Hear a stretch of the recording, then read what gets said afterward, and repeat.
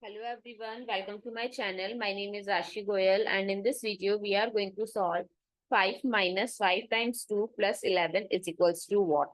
0 factorial, 2 factorial, 1 factorial or 3 factorial. So let's start with the today's video and let's find out the solution. So 5 minus 5 times 2 plus 11. So I'm going to use BODMAS rule here where B is bracket, A, O is off, D for division, M multiplication, A addition and S subtraction. So first we are going to give the priority to the multiplication sign. So 5 minus 5 times 2 is 10 plus 11. Now 5 minus 10 plus 11 minus 10 plus 11 is 1.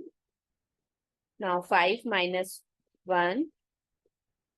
11 is greater than 10, so it gives us positive sign. So 5 plus 1 is 6. Now 6 we can write it as 3 times 2 times 1, which is equals to 3 factorial. If we are convert this 6 in terms of factorial, so it is 3 factorial. So our answer is option number D.